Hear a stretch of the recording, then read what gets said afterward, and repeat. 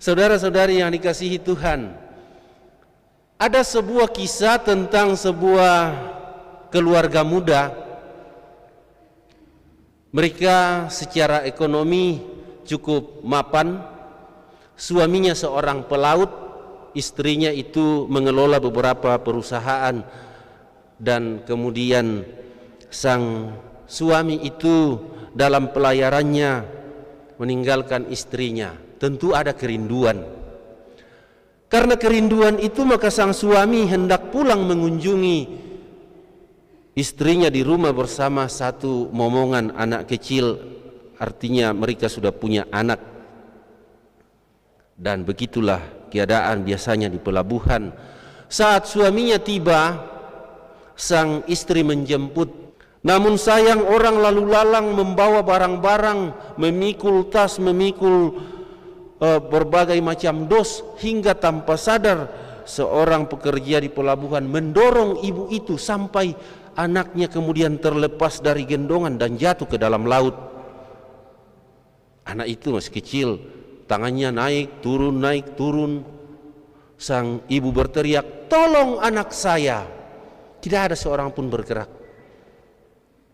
Dia berteriak lagi, "Tolong anak saya!" Tidak ada seorang pun bergerak lagi. Lalu ia katakan, "Siapa yang mau menolong anak saya? Saya akan bagikan sebagian dari perusahaan kami." Orang menoleh satu sama lain. Siapa yang akan melompat mendapatkan sebagian dari perusahaan yang dikelola ibu tersebut? Tidak ada juga yang melompat untuk menolong anak itu. Anak itu semakin naik turun, diombang-ambingkan itu ombak-ombak kecil. Lalu dia berteriak lagi, "Siapa yang bersedia menolong anak saya? Sebagian dari tanah kami akan kami berikan kepadanya." Orang hanya saling melihat satu sama lain. Tidak ada yang berani menolong anak kecil itu. Lalu ibu muda yang cantik jelita itu mengatakan, "Siapa yang bersedia menolong anak saya, biarlah dia menjadi suami saya yang kedua." Belum orang berpikir, tiba-tiba sudah kedengaran suara air. Biur, ada orang yang melompat masuk. Begitu mendengar bahwa siapa yang menolong anak saya, biarlah dia menjadi suami saya yang kedua. Karena ibu itu cantik. Orang mulai berpikir-pikir, pemuda siapa yang akan kemudian menjadi suami kedua dari ibu muda tersebut.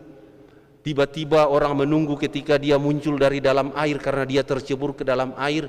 Yang pertama keluar adalah kepalanya, dan kepala itu sudah botak. Lama-kelamaan semakin naik, kepalanya ternyata di sekitar sini ada rambut-rambutnya sedikit, tapi sudah beruban. Ternyata yang naik itu adalah seorang kakek-kakek, dan dia mulai menggapai-gapai berusaha menyelamatkan dirinya. Bagaimana caranya dia bisa selamat dari air laut itu. Tapi dia juga terus berusaha. Bagaimana caranya dia menggapai anak kecil itu, merangkulnya, dan akhirnya singkat cerita dia sampai di daratan dan menyelamatkan anak itu. Sang ibu muda itu langsung datang meneror bapak itu. "Bapak, kapan kita tanda tangan kontrak ambil sebagian dari perusahaan saya?" Apa jawab? "Saya tidak mau," sambil dia menggigil kedinginan. "Jadi bapak maunya apa? Bapak maunya tanah? Oke, baik, kita kapan bapak mau tanah seluas bagaimana?" Lalu sang kakek itu juga menjawab, "Saya tidak mau," sekali lagi dengan suara menggigil. Lalu ibu itu kemudian menutup mukanya karena malu bahwa dia harus dengan terpaksa menjadi istri kedua dari bapak itu, sang kakek itu. Lalu dia mengatakan, "Baik kakek, saya ikhlas menjadi istri kakek yang kedua. Kapan kita menikah?" Lalu kakek itu menjawab, "Saya tidak mau." Lalu bingunglah ibu muda tersebut, lalu mengatakan, "Jadi kakek ini maunya apa?" Jawab kakek itu dengan polos, "Saya hanya ingin tahu siapa yang telah mendorong saya ke bawah." Saudara-saudari yang dikasihi Tuhan, ini sebuah cerita anekdot saja, lelucon saja. Sekarang kehidupan berumah tangga itu sesungguhnya adalah sebuah sikap saling tolong menolong.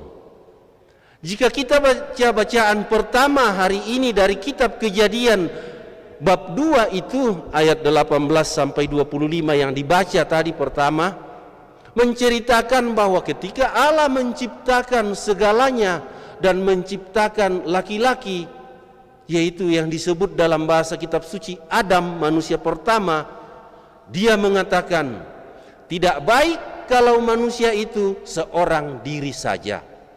Aku akan menciptakan seorang penolong baginya."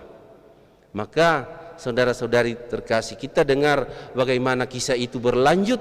Adam dibiarkan Allah tertidur, mengambil tulang rusuk Adam dan kemudian menghembuskan napas kehidupan ke dalamnya dan membangun seorang perempuan. Dan sejak saat itu perempuan disebut sang penolong. Semua yang hadir di sini kaum Hawa, perempuan adalah sang penolong dalam kehidupan. Bahasa lain dari Hawa dan semua yang kemudian terlahir sebagai perempuan adalah ibu dari semua yang hidup. Persoalannya berlanjut bahwa Allah kemudian menghendaki orang untuk hidup saling bersama, saling menolong satu sama lain. Tetapi ada kisah lain tentang kehidupan perkawinan yang dibaca dalam bacaan Injil tadi dari Injil Matius, di mana dikisahkan tentang perkawinan yang dalam bahasa sehari-hari atau bahasa hukum itu disebut perkawinan levirat. Apa itu perkawinan levirat? Perkawinan di mana ketika seorang perempuan dikawini oleh seorang laki-laki, lalu sang laki-laki meninggal tanpa meninggalkan keturunan, saudara laki-laki itu mengawini perempuan tersebut. Itulah yang disebut perkawinan levirat atau perkawinan ipar. Dan terjadi 7 kali dalam bacaan Injil tadi. Setiap saudara dari laki-laki itu mengawini perempuan itu meninggal terus, lalu yang terakhir itu pun mati. Sekarang pertanyaan orang Saduki kepada Yesus, siapa yang akan menjadi suami dari perempuan tersebut nanti di surga? Apa jawab Yesus, saudara-saudari terkasih? Yesus mengatakan di sini, "Sungguh kamu sesat, sebab kamu tidak mengerti kitab suci maupun kuasa Allah. Karena pada waktu kebangkitan orang mati tidak ada kawin dan tidak ada dikawinkan, melainkan orang hidup seperti malaikat-malaikat di surga." Itu mengingatkan saya pada sebuah pertanyaan yang dilontarkan oleh seorang teman pada waktu saya ikut kegiatan FKUB di kabupaten ini. Teman bertanya kepada saya, Pastor ini tidak menikah ya, tapi di surga itu sudah dijanjikan 7 bidadari. Saya bilang dalam hati, kamu sesat. Karena di surga itu menurut Yesus tidak ada orang kawin dan dikawinkan, melainkan orang hidup bersama dengan Allah. Maka saudara-saudari terkasih, baiklah kita merenungkan permenungan ini baik-baik. Jika Yesus mengatakan di surga tidak ada orang kawin dan dikawinkan, berarti hak kamu sebagai orang-orang yang hidup berkeluarga hanya punya waktu di dunia ini untuk saling mengasihi dan saling mencintai satu sama lain. Pesannya apa? Jika kamu mencintai pasanganmu, cintailah selama masih hidup, selama masih bernafas, selama masih panas badannya. Jika dia sudah beralih dari dunia ini, biar kamu menangis meraung-raung di depan jenazahnya, memeluk-meluknya seterusnya. Kamu hanya memeluk dalam tanda kutip bangkainya saja, karena jiwanya sudah pergi. Saudara-saudari yang terkasih, pesan ini bukan hanya untuk saudara kita yang hari ini akan saling menerimakan sakramen perkawinan, yaitu saudara kita pemuda Domina Mogot dan saudari Asmawati yang akan saling menerimakan sakramen perkawinan hari ini. Ini pesan untuk kita bersama. Jika kita mencintai seseorang, mengasihinya dengan sepenuh hati, cintailah selagi kita masih punya waktu untuk mengasihinya.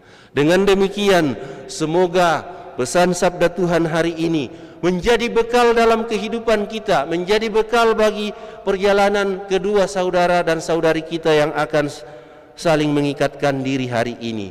Tuhan membantu kita. Amin.